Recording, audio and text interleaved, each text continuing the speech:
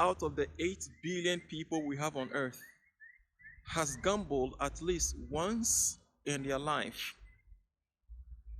4 billion people, that is over half of the world's population, has participated in at least once in their life, or they've gambled at least once in their life.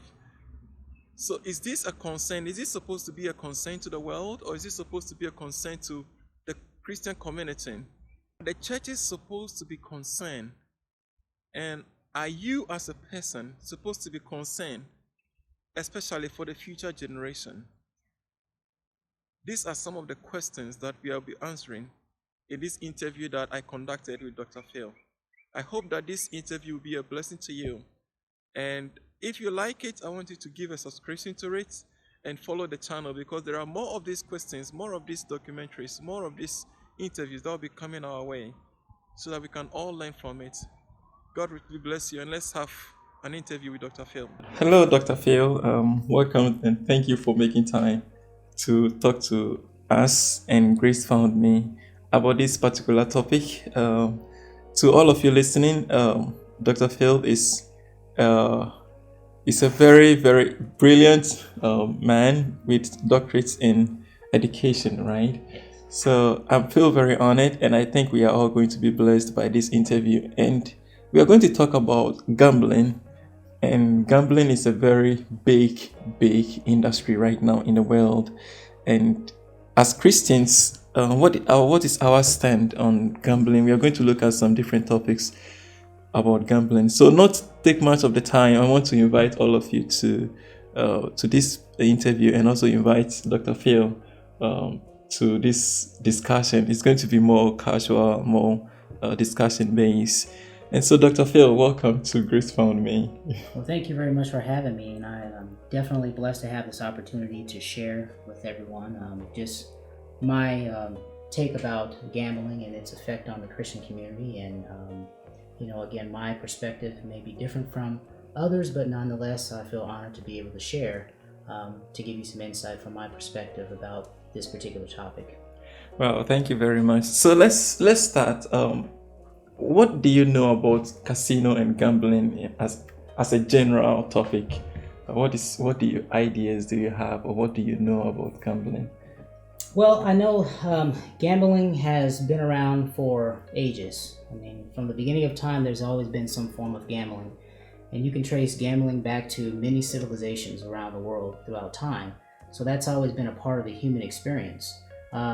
Casino, on the other hand, has been a newer phenomenon. And what I mean by a newer phenomenon, the late 1800s, early 1900s, specifically in the United States. And then, of course, that spread throughout the world and other places. So when we think about gambling and when we think about casinos, we think about those two being one and the same, which in essence, they're not. But in many cases, you would find that gambling and casino both are in the same location, even though a casino has other things that occurs or happens within its walls other than gambling as well. So I think there's a fine distinction between those two things. Wow. Even me, I've not really taken time. I thought when I hear casino, I think it's gambling. And when I hear gambling, all that comes to mind is casino. Can you give us some few, if you have an idea about the distinction between casino and gambling? Because I think when most people think gambling and casino are the same thing, or they are synonymous. So what distinction can we get from that? Well, I mean, when you think about casino, you have to think about business, okay? Wow. And gambling obviously is the action of trying to win something, trying to gain an upper hand in some fashion or form or whatnot, taking chance. Yeah. But with the casino is the place where that can happen. Okay. Now, when we think about casinos in the United States, for example, Las Vegas, we know Las Vegas is a really famous place in the United States and is internationally known as being a gambling hub, if you will. Yeah. These casinos in Las Vegas have really changed the image of what gambling actually looks like and what it represents. In the United States, it was illegal to gamble many, many years ago. Really? And in the late 1800s, early 1900s is when, things started to change a little bit in regards to gambling. So in 1905 is when the city of Las Vegas was actually founded. Okay. And so Wow. gambling started to happen, but it was happening amongst people who were considered to be gangsters, people of not high standard when it comes to just morals and values and things of that sort. And it was something that was done behind the scenes, behind closed doors. And money was being transferred illegally, and it was a way to keep the law enforcement out of it, and it was secretive, kind of done underground. But I know in 1931, there was a huge project that happened outside of Las Vegas. It was the construction of the Hoover Dam. A huge project, a national project, something that man had never seen before done. A dam that was built to its size and magnitude. And when the construction of that happened, it brought a lot of people, jobs, construction to that area. Well, in that area, Las Vegas was there, okay? And then all of a sudden we saw money being brought to that area, and it was an influx of people. And with that influx of people, they saw that, well, we could kind of gamble here. So a lot of business-minded people created the notion and the idea that, well, if we can legalize it here in Las Vegas, why don't we create a place where this could be kind of done, and we don't have to hide from it. And so a lot of these gangsters and other business-minded people created these casinos, and they wanted people to have the greatest experience, meaning you can come here, you can gamble, you can have fun, and if you win a lot of money, that's great. But while people are spending money in these casinos, gambling, well, those casinos are making a lot of money. Right. And some people are winning, a lot of people are losing money. Wow. But what happens to the human mind is that you always think that you have a chance of winning big. Yeah. And so you spend more money so you can win big. And so that cycle starts to happen. And so the casino owners are making a lot of money, and they're investing a lot of that money into the infrastructure of building bigger casinos. Wow. Changing the way the city's footprint is. And so now if you go to Las Vegas, for those of you who haven't been there, Las Vegas, there's one long road called the Strip. And along the Strip on both sides, you find casinos of just awe and wonder. If you've ever been to Paris, France, there's a casino called the Paris. We have an Eiffel Tower there. There's the New York. There is Mandalay Bay. There is, anything you can think of, you can find there. It's a city within a city. You can travel around the world without having to leave the Strip. Wow. And so also in these casinos, you find lots and lots of shopping that happens now. They have built-in malls on the inside of these casinos. Restaurants, some of the finest chefs around the world are actually opening up restaurants and cooking and things like that in these casinos. So when you think about casino now, the image has changed. So it's not anything that's done behind closed doors. It's done out in the open, because in the state of Nevada, where Las Vegas is, gambling is legalized there. So you can go to the local McDonald's and find a slot machine there. You can go to the local gas station and find a slot machine. Interesting. You can go just about any place in that state and find slot machines or some type of gambling, something that you can find there. So, there's so much that's that we can talk about, but it's just kind of an idea about the differences between casinos and gambling and whatnot. So. Wow, that is comprehensive. And you see, you brought it that it was the people who started gambling were like gangsters, but right now it has become a big business, and it is providing so much jobs to people.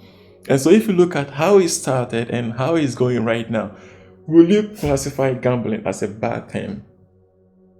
That's a great question.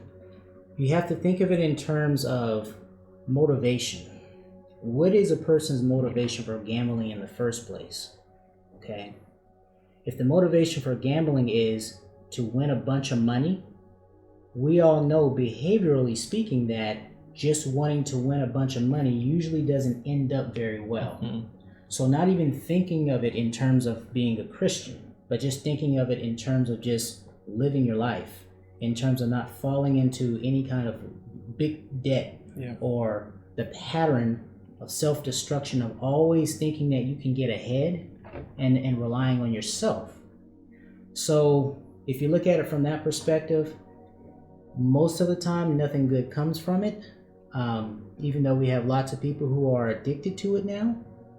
Some people have better self-control. They gamble, win some, lose some, they can walk away. But if you look at the detriment that happens behind gambling, families are broken apart, people lose their jobs, people lose their lives sometimes because of debt.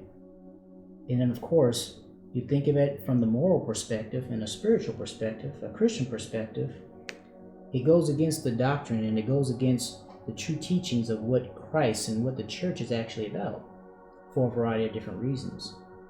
So from that perspective, no, it's nothing positive comes out of it from that perspective. But if you're looking at it from a business perspective of, okay, it's creating jobs for people, it's giving people opportunities, it's allowing people to do something out in the open without having to hide it. Right. Some people look at that as being a positive, but at the end of the day, that may be all fine and that may be positive, but is it in alignment with God? Right. You know, so that's how you have to kind of look at it, and that's when you start asking yourself the question: what is right? What is not right? Right. Is it okay for me to do this thing that's harmless because it's been legalized in this particular place? Right. Does it still mean it's wrong or right? So that's how you have to kind of digest it and look at it. Wow, thank you so much. So how does it apply to us as Christians? Because if you look at it from a wider, broader perspective, let's say, for example, the states in the US that have legalized it, like you put it, some people will be asking the question, can I still go ahead and do it as a Christian? And to most of the Christians that are outside of these places that have been legalized, the question that comes to mind is, can I even do this publicly? Can even my pastor see me do this and have a good perception about me? So as Christians, and also, can even a Christian run a casino? So if you look at this dynamisms, can a Christian run a casino? Can a Christian even do this publicly? Because I know, per the fact, which we'll be going into details very soon, some Christians do it secretly because they don't want to go public. There is this public stigmatization to read from the Christian perspective as to whether you can do this or you cannot do this. So from this broader perspective, what does it mean to us as Christians? Can a Christian really gamble or run a casino? Those are great questions too. And I guess before I answer those questions, I want to go back to add something that I mentioned about kind of the start of gambling in the United States and the implications between gambling and then the casino. Yeah. I also wanted to add too, many years ago, the American Indians, the native groups of people in the United States, were forced to live on what we call reservations. And reservations are huge areas of land that the government forced these people to live on just to kind of get them out of the way, so to speak. And it come to find out that a lot of these Native Americans who lived on these reservations had natural resources on these reservations. But when the government gave them these reservations, part of the promise the government gave the Native people was that because you are a Native group of people, ethnically speaking, you could create your own regulations, your own laws, and your own nation within that reservation. So what that meant was Native Americans now had their own jurisdiction on these reservations. And these reservations are all over the United States, particularly in states of Oklahoma, Los Angeles, or Arizona, Utah, Colorado, kind of in the southwest area of the United States. So when these Native Americans had their own jurisdiction within that state on that reservation, they were able to kind of create their own laws. Okay? Now you have to keep in mind that many of the Native Americans were forced to live in destitute. They were very, very poor. Yeah. No resources. Right. Even though they may have had natural resources on their reservations, they didn't know how to process. They didn't have the tools and resources to be able to extract and to be able to sell and to be able to trade and to do those things. And so many of these Native Americans lost their lives to alcoholism, just starvation, because in the southwest part of the United States, in the desert, where a lot of these reservations are, it gets extremely hot. And then in the wintertime, extremely cold in some areas there. So one way the Native Americans decided to try to save their tribe and the people on the reservations was to create some income stream. And the best and the quickest thing that they could come up with was creating casino. Wow. So on these reservations, they started building casinos. And the casinos could be built because it was on reservation Native American lands in its own jurisdiction. So a lot of Americans would go to these reservations to gamble because their states didn't allow it. Wow. So the reason why I bring this up is because you're looking at a situation where you had a group of people who had no other way they thought that they could, try to save their not just themselves and their family, but their race, their culture, was to figure out the quickest and easiest way to develop some type of income stream. And that was, if they could create a casino, they knew they would have people from the outside spending money in their place. So that's one example of how a casino is used to generate revenue and things like that. The other thing I wanted to mention too was now the casino itself, the building itself, is not as important as the practice of gambling, simply because now we have online gambling that's happening worldwide. You can put a bet in on any football team you want, any sporting event, just about anything you can bet on and against now. So the accessibility to being able to gamble is at an all-time high, and the casino itself is kind of secondary. So if you want that experience of going to a place to do that, you can get that in certain places, but now it's made so much more easier for people to be able to do it because they can get online and kind of gamble.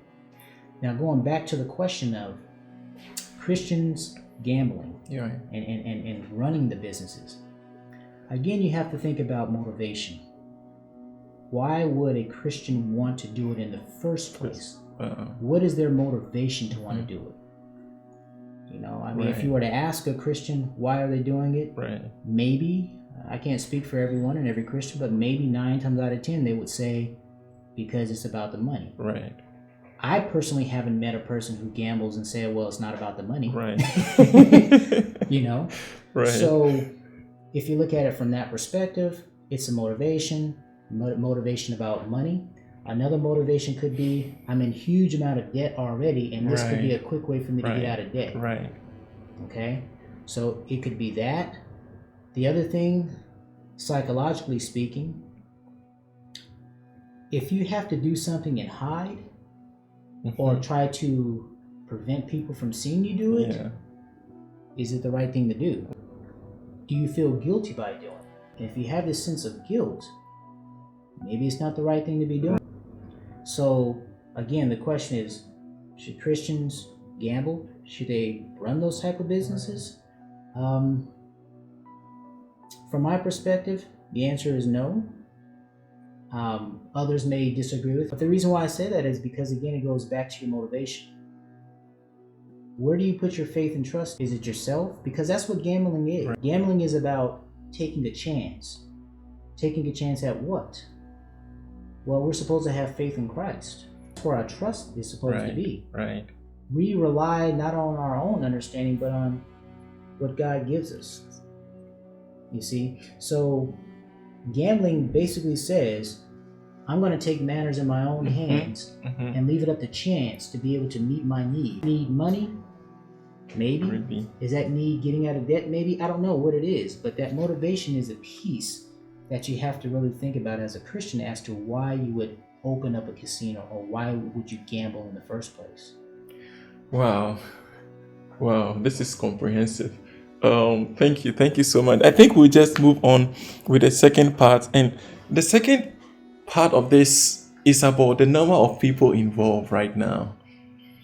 Close to 2 billion people in the world, a world of 7 billion people.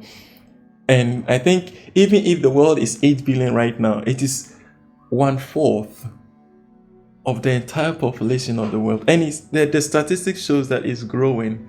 It's growing by the day. And coming to talk about pandemic and everything, when we'll be going into details as to the mode by which people gamble, but considering the number of people involved, if I should break it down right now about the close to 2 billion people involved in gambling in one way or the other, 51% have participated in any form of gambling.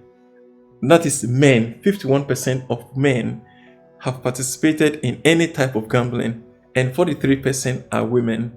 Now, the age group most likely to have participated in gambling were those aged between 45 and 54, or 35 and 44, with 53% being 45 to 54 years old.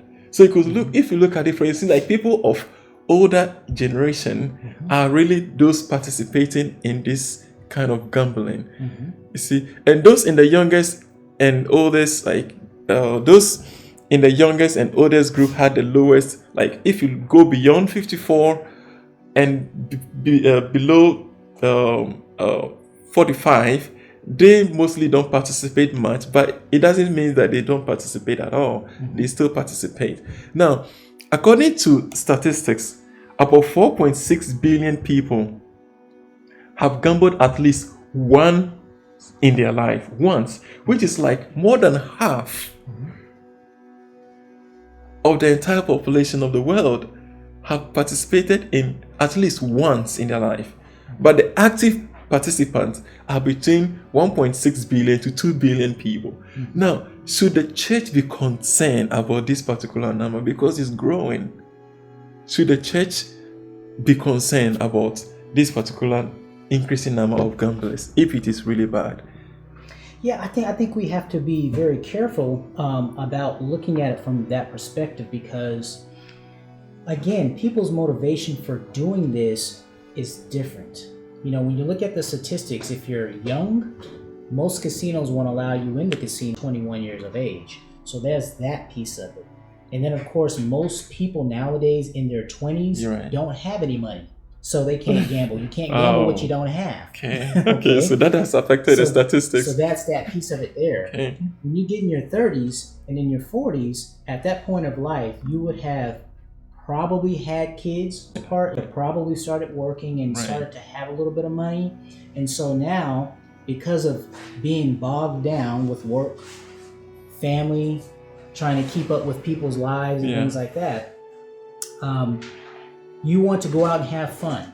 A quick way to have fun is to let's go gamble. Okay, so there's that piece of it. When you become in your 50s, it's midlife crisis. Okay, the midlife crisis is I've done all this stuff in my earlier part of my life, and time is running out. So I have to try to live my younger years again, have money to do. So you see a big portion of those men in particular who have this midlife crisis, who have the money, they want to have some excitement in life, so they go ahead and gamble. Yeah. So there's that piece of it. And then you have to look at it from this perspective too. I mean, a lot of people, according to the statistics, have gambled at least once in their life. Again, I have to keep bringing up motivation. Yeah. Because to a person who can care less about gambling, but they may have been to a casino and put, $1 or whatever into the slot, and they didn't win anything. We had fun, and they move on with life. Right. We have a lot of people who do that. Yeah. You know, they're not addicted to it. They were in the casino because they wanted to go see a show or a concert, Yeah. or they wanted to have a nice meal in the casino. Yeah. So on the way to those places, hey, why not, go ahead and, let's go play some cards real quick, and then they move on. Right. So you have that camp of people who do that. And then you have the other group of people who literally become addicted. Mm. And so you don't want to fall into the camp of the individual who becomes addicted, because Right. that becomes your idol. And God has told us you have no idol, you have no other God Yeah. before me. Yeah. Well, guess what? That addiction, that abuse Yeah. becomes your God. So, you have to kind of distinguish that motivation within the Right. numbers, and it's hard to do that within Right. in the numbers, because it Right. just shows that people have done it. And now it's so much easier because of the accessibility. So the church should be concerned, I think. Or what do you I think the church should be concerned, because why? I think right now there are so many social issues that people are dealing with that the church has not stepped in to try to address. Right. And gambling is just one of those things that just is in the middle of all of it. We have so many family issues. We have so many employment issues. Yeah. We have so many issues around poverty, Yeah. in which the church should be first and foremost to help to make an impact in. And if you look at poverty, you look at family issues, Yeah. you look at alcoholism, a lot of times, not always, gambling has kind of played and been a role in all of those areas. So again, the church should be concerned. They should be overly concerned about Yeah. it. So the question is, what should the church be doing about it? Right. That is a question I wanted to ask, because I hardly hear preaches or sermons along those lines. I hardly come across those sermons. Well, I'm probably going to say something that a lot of people may disagree with, but in a lot of churches, there's a lot of prosperity preaching going on. So think of it this way. How is prosperity teaching and preaching any different from a person going out and gambling? Gambling. You may think of them as one and different, but there may be one and the same, because from one end, you're in the church walls listening to, all you have to do is pray hard, and Right. you can make it. God's going to give Right. you whatever you want. You got to get the house and get the money, because God's blessings are coming. Right. And then on the other hand, you have, if I can get on the internet and bet on that football game, or if I can bet about this and that and watch this and that, then I can make it rich too. In both of those examples, you have the idea of becoming wealthier, becoming richer. And if you look at the true teachings of the church, the true teachings of Christ didn't worry about those things. He said all will be added onto you. Yeah. But you have to trust in me first and do what's right and do what I ask you to do. And most importantly is be obedient. Right. So I think it's going to be difficult for the church to be able to address this, because the church itself hasn't dealt with its own issues when it comes to that prosperity piece. Yeah. Because again, the motivation of gambling is I got to have more. I want more. Yeah. I have to grow my money, or I have to get out of debt. So if the church is teaching about prosperity, not all, some, are teaching that, then how does the church collectively address it? Right. And then you have to look at how that's viewed from a Protestant perspective, Yeah. from a Catholic perspective, and also from an Orthodox perspective, Right. because an Orthodox perspective is going to differ a little bit, even though we serve the same God. So it's going to be a challenge. Wow. Thank you, Dr. Phil. The next phase of this talk is going to focus on why people gamble in the first place. I think you might have touched some areas, but based on the data we have over here, the chunk percentage of people who gamble, they gamble to win. So let me give a brief. There are people who want to win, people who play for fun, and people who want to win big time, like big jackpots, like to change their life. Their focus is to change their life. And then there is for a good cause. which I'm not really so clear as to what is a good cause, is that, and also as a hobby, people play it as a hobby, and people do it just to socialize, and people do it for other reasons, and people do it to earn money to get by, like day by day activities or day by day ways of living. Now, 45% want to win in general, and followed by that is 29% who play it just for fun and enjoyment. And so the question that comes to my mind is that what does it mean to the church? Is there anything that the church is doing or not doing right as far as people who really want to win, and why did they want to win in the first place? Like, is there anything that is it that the church is not doing what is responsible of them or what is required of them for people to be having such a winning mentality in the area of gambling and jackpot and stuff? Yeah, that's a great question. When we look at our lives, there is a form of gambling that happens in our lives across the board. When you think about it, we don't think about it that way, but if you think deeply about it, gambling is all around us. You could be, directly gambling, in a casino, or you can be online socializing and gambling. When you think about the stock market, is the stock market a form of gambling? Oh, that is big. Think about it. If I invest money in a company, I'm hoping that company's stock is going to go up. Now, is that a form of gambling? And is that okay? Especially if you are thinking of growing your own business or cash out or whatever your motivations are of getting into the stock market. The company is saying, well, we want to go public because we want the people to buy into the company so that we can make it public and have the biggest company ever. So it's the company relying on the people hoping that the company does well, and everybody gets rich. No one's going to invest money into a sinking organization or a company. So if you look at it from that perspective, is the stock market a part of gambling? Is it a form of gambling? So that's one example there. When we hope and pray that God is going to bless us with the things that we want, and that's all we do is hope and pray, well, inherently that's okay. But are we gambling with God's word of saying, well, if I do this is going to happen on the other end of it? So when we look at it in our lives, there are many, many examples of the idea that we are going to make it big, get a lot of money or get rich or whatever your motivation is. It's all around us. And I think the church struggles with figuring out a way to address it. So I don't know really if the church could do anything about it, to tell you the truth. Wow. Because it's just that ingrained, and there's so many different levels of what this is. I mean, going to the casino and betting $5 on a game and then walking out. I mean, is that inherently bad? Is it a habit? Versus a person who there's a job out there called a professional gambler. Wow. There are people who are professional gamblers. Their job, they wake up every day, and 9 to 5, they gamble. That's what they do.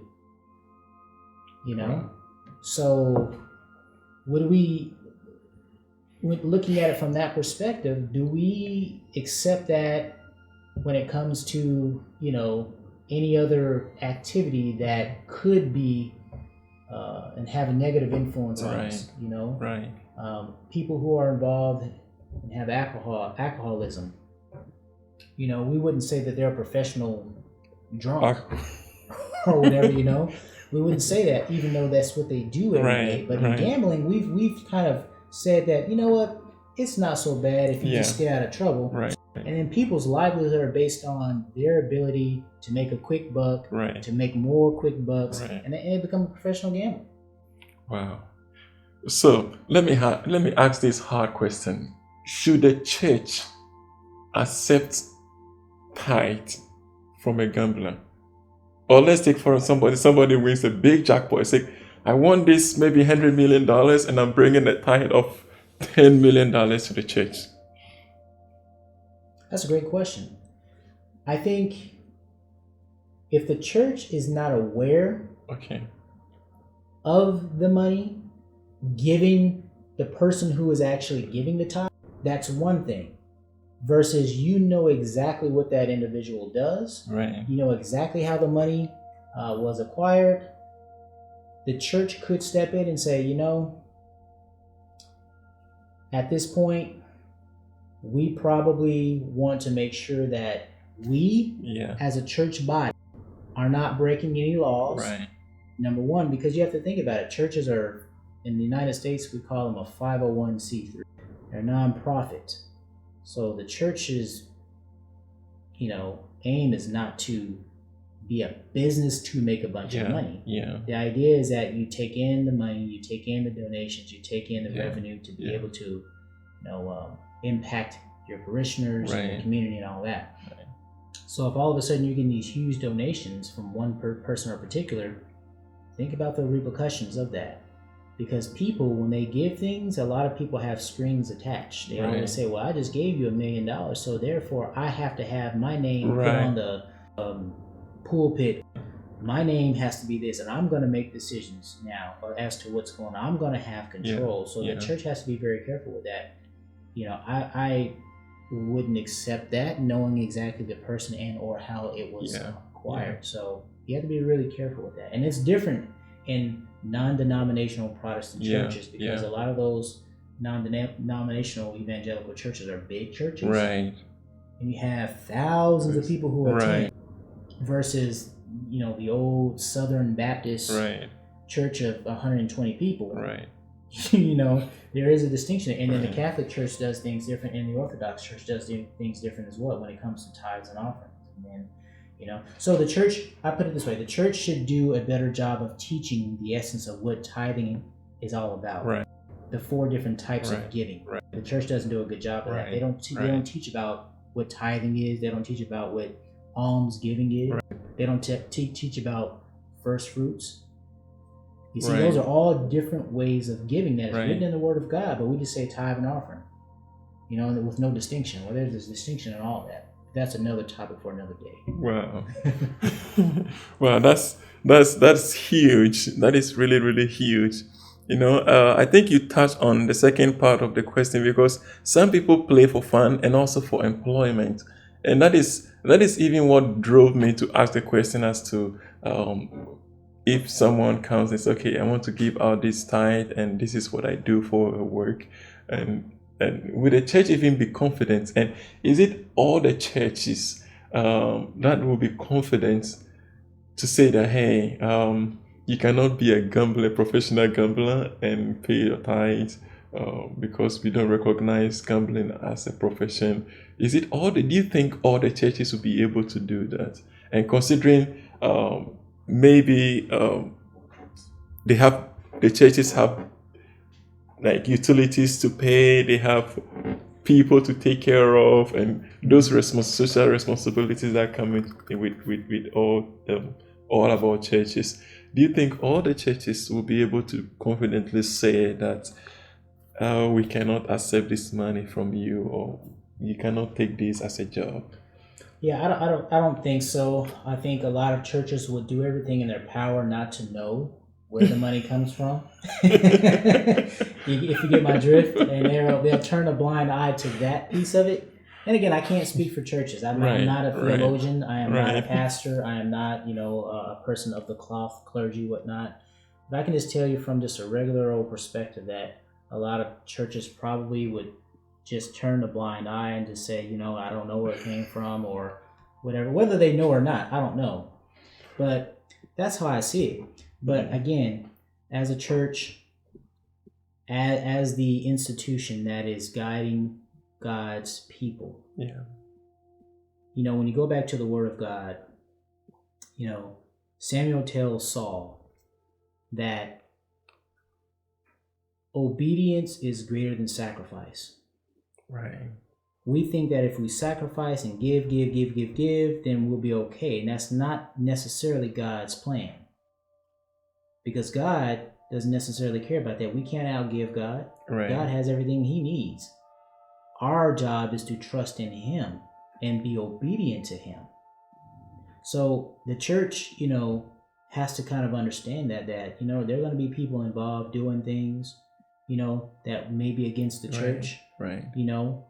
Our job as a church is to still to go out and to teach and to guide and to grow and to do everything we possibly can to keep people in alignment with God. If the church is off, then the parishioners are going to be off. Wow. If the church is out of alignment, then the people are going to be out of alignment. Right. So that's how you have to kind of think about it. Because if you think about the number of people who attend churches, they're holier than thou on Sunday. Right. But Saturday night, it was a different story. You see what I'm saying? Wow. So how do we, Yeah. as a body of Christ, and as a Right. church, teach people to live a good, wholesome, Christian, spiritual, faithful life? Right. We are all humans. We all fall short. Right. But guess what? Through God's grace and obedience, we can still enter into his grace and whatnot. So, Wow. Wow, thank you for this seed.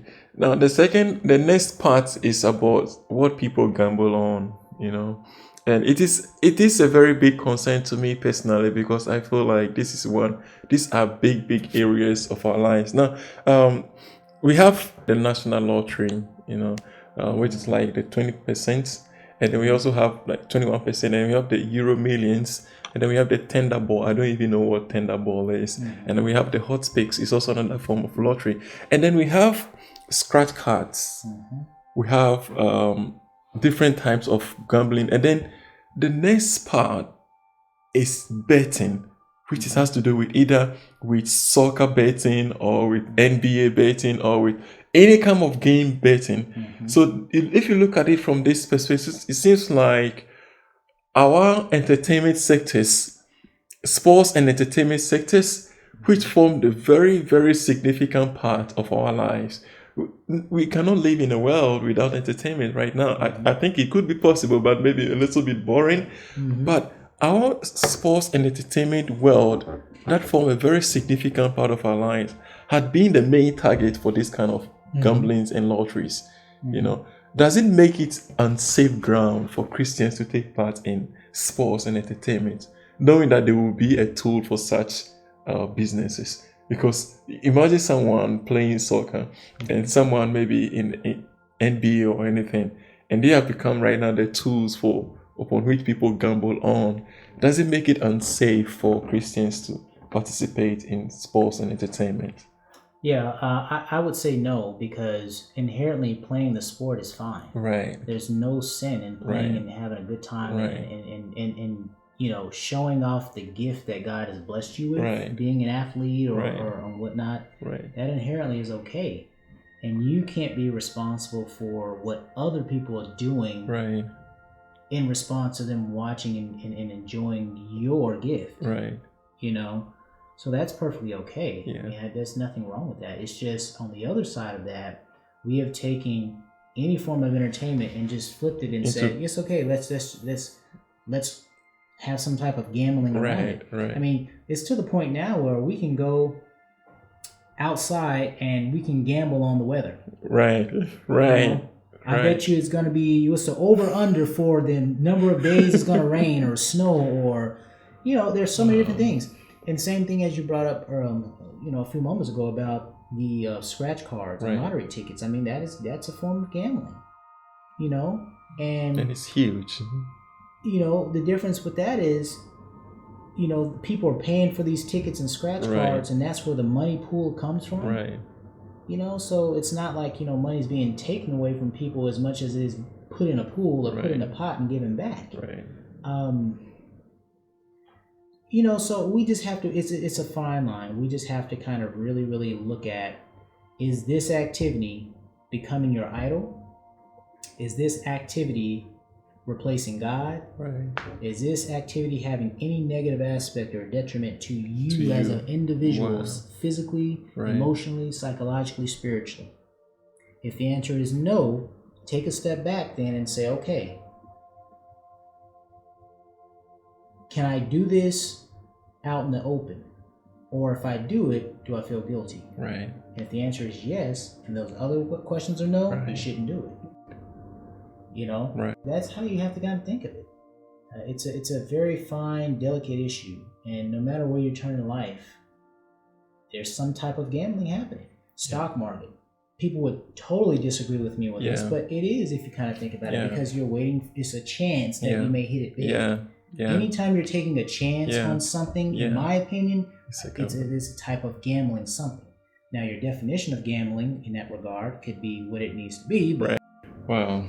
Yeah. It's. Do you think that we as a Christian community, do you think that we need to put some measures in place to safeguard the future generation from things like gambling?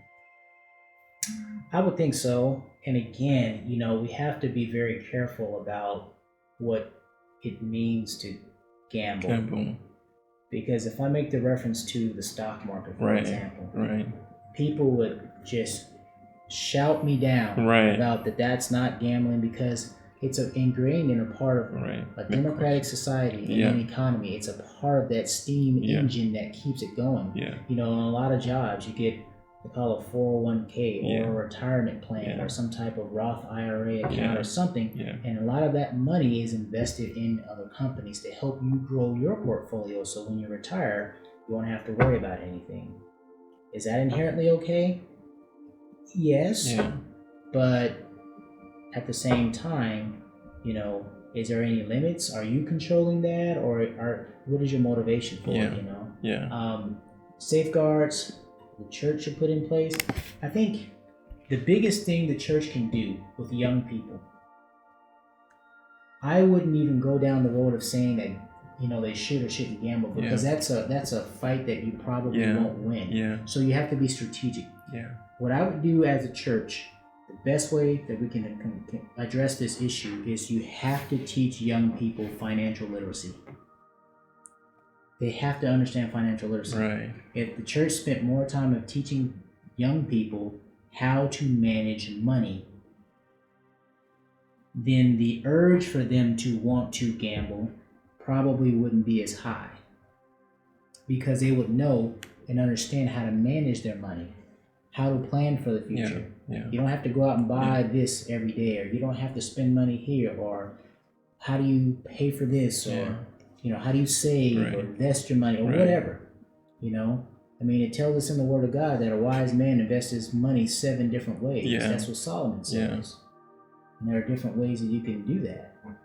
So that's what the church should be really teaching and emphasizing, is financial literacy. And I think if they spent more time of teaching young people financial literacy instead of prosperity preaching, then I think the church as a whole would have a different perspective of how we can be effective in our own communities. I just think it's ironic, and I'm speaking in terms of the United States, I think it's ironic that we can have a church on every block. But yet, when it comes to dealing with social issues, emotional issues, the church is nowhere to be found. I think it's across the world. And when you think about the greatest, one of the most impactful bodies or institutions that could actually affect change the greatest, because there's one on every corner, be the church.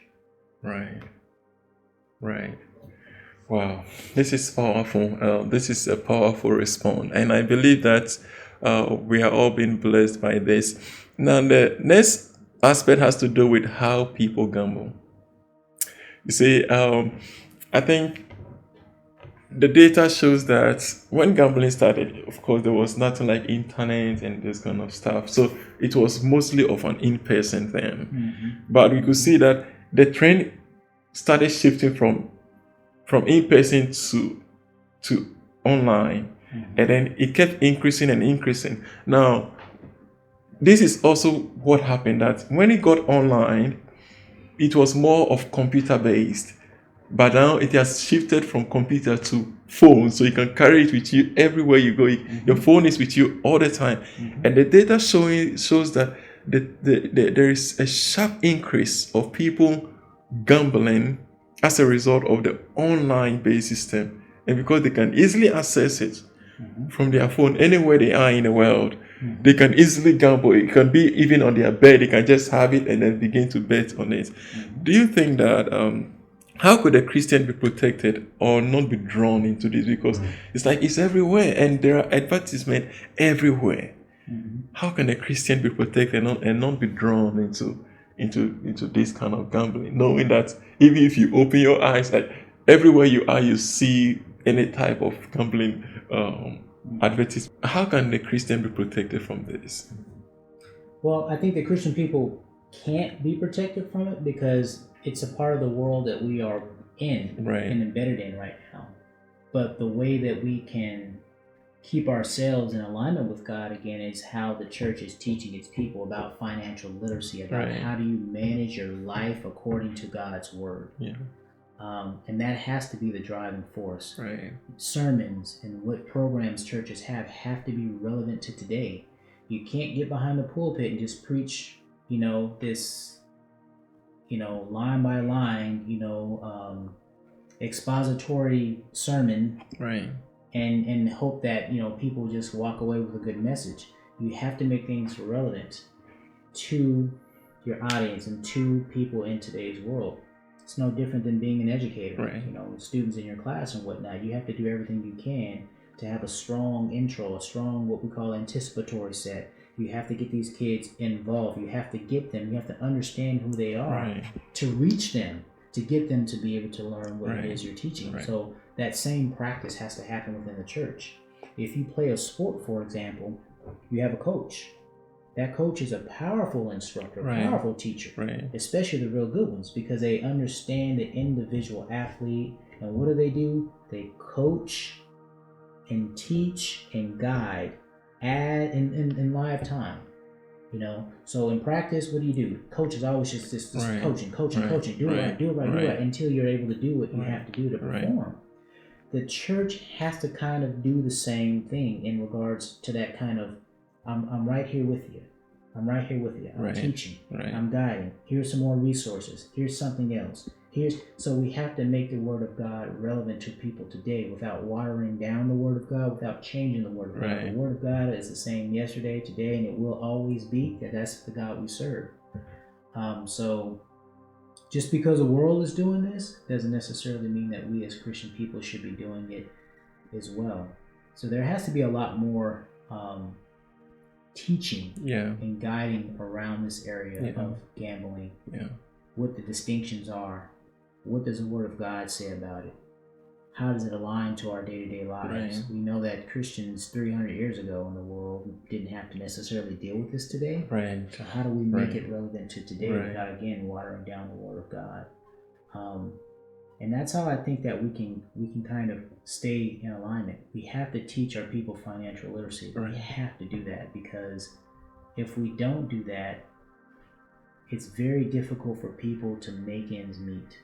We have both parents or one person, grandma, whoever at home has to work, and they're working and they can't get ahead. So what do people do? They get desperate.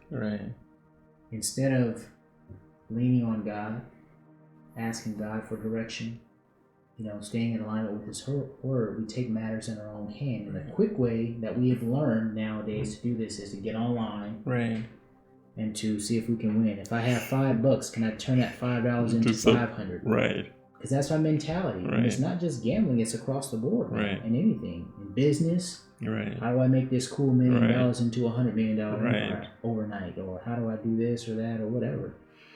So the church has to do a better job of teaching financial literacy. The church has to do a better job of teaching the importance of not falling into the trap of materialism. And the church has to do a better job of teaching the motivations of why people do what they do in today's world. Wow. One of the reason why people gamble and people associate gambling with bad stuff is because when it started, it was in person and it was at the same place, like you explained, the casino. You see things like gambling addicts stealing, or like, you see things like money laundering, you see things like prostitution, you see things like armed robbery and cheating, so many different stuff going on over there at the casino. And so somebody could easily say that because right now I'm doing it online, I'll not be there in person to see all this prostitution, like doing armed robbery. So I can say that it is okay for me to do that online. So coming back to the same question I asked from the beginning, if somebody is coming from this direction that, okay, I don't see this, I don't even get myself involved in prostitution, I don't do all those, I don't see what is going on because I'm doing it from online. So does it mean that it's okay for me to do that? Yeah, and again, that's Satan's way of justifying you doing a behavior that could be detrimental to you, saying that it's okay. Whether you're in the casino, whether you're in the back alley, whether you're in the back of a storefront, on the streets, in your house, wherever it is, someone somewhere has an impact on your actions or what you're doing. Okay? So they have to think about that. Yeah, it may be online, but the people who actually created this and put it online, how are they faring? Yeah. Are they doing financially okay? Yeah. Maybe. I don't know who these people are. Yeah. Who created the app? Yeah. Yeah. They're getting paid. Yeah. They're making money off of you losing a bunch of money. Is that okay? So you have to start thinking in those terms. A lot of people think, well, I'm just going to do it. It's safe. I'm at home. But are you losing a lot of money? The time that it takes for you to jump on your phone, you could be interfacing with your family. You could be making a greater impact in what you're doing in life. You don't spend enough time with your son and daughter, but you would spend 20 minutes a day on the phone gambling. Is that okay? Right. We have to kind of reprioritize our thought process behind the time we spend doing these activities. When we know that 9 times out of 10 it's not going anywhere. Because as fast as we can win this money, we can lose it just as fast or faster. Right. So do you want to live that life of always living on the edge? Or do you want to live a healthy, prosperous life? Meaning I'm healthy, I'm mentally healthy, physically I'm okay, I have my family, my friends, I was blessed with a good job. Do I want all this other stuff in life? Yeah, it may be nice to have some extra things, but are those extra things going to get me into heaven? Right. God doesn't care about stuff. What he cares about is you and your obedience and you glorifying him with the gift that he's given you. And gambling probably isn't one of those. Right. Probably isn't one of those. Wow. Thank you. My last question is, there are so many Christians already involved in gambling. How did they get out of this? Some are already even addicted. So how did they get out of this? That's a great question. I am not a qualified, psychologist, sociologist, or a clinician in any fashion or form to be able to, kind of tell people what they can and can't do to break these addictions or habits or whatever. But it's a struggle, and I don't know, because they're coming from a different spot and they have a different connection to gambling. Like I said, some people are casual gamblers. They go to the casino and just have a good time. Hey, let's put some money in thing over here and look at that right there, and they push the button and that's it. They don't think about it anymore, And then we have some people who have to go maybe once a month to the racetrack, the horse track, the dog track, and they have to put big money down once a month. Wow. And we have some people who are professional gamblers. That's what they do. That's what they are involved in. So there are different levels of the habit, if you will, or addiction, and it's going to vary from each person and how they deal with that. I mean, it's when you think about a person who's suffering from drug addiction, alcoholism, pornography, whatever it is, all these people have these, we call them demons that they have to get off their back. And,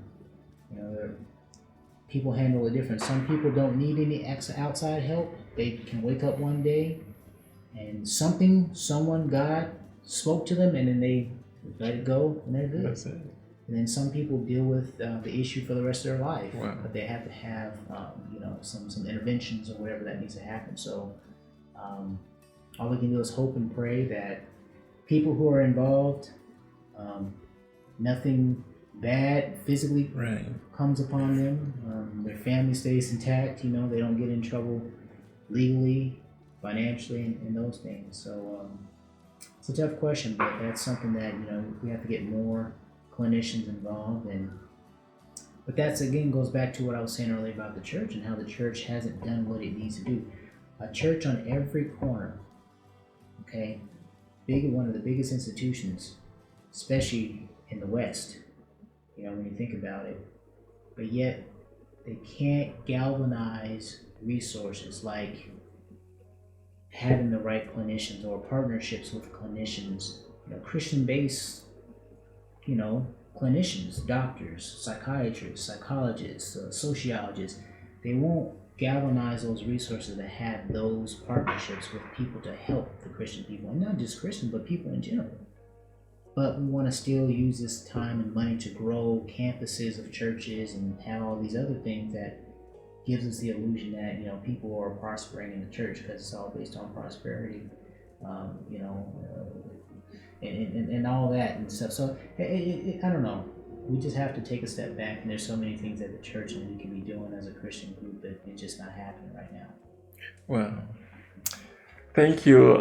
That brings us to our interview for today on gambling. Is there any word of advice from you before we log off to people out there who are struggling with gambling and who wish to get out? Some of them, they don't even know why they have to get out, because when they get out, maybe there is no hope for them or something. Mm-hmm. Is there any advice for people who are gambling, especially the youth?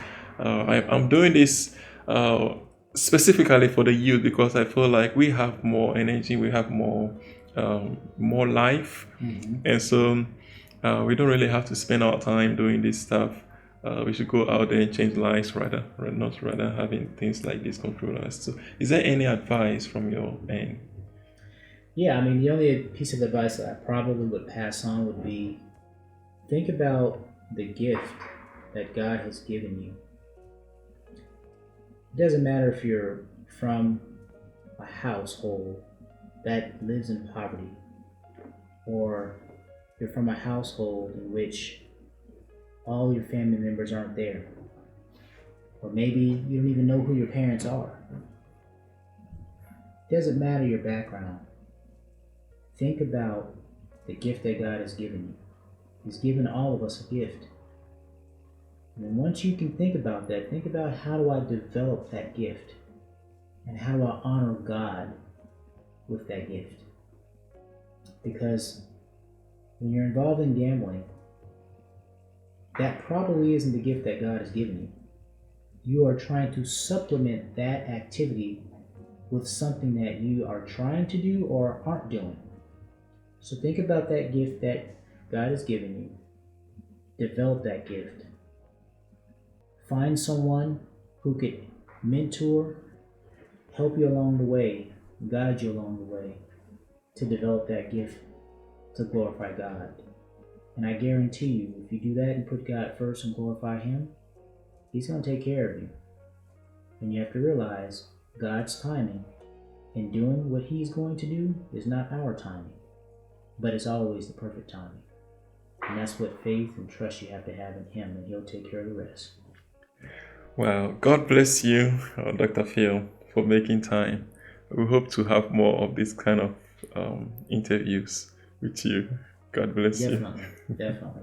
Well, I'm honored to have had the opportunity to speak with you, and we hope that this could be a blessing to those who are listening. Thank you.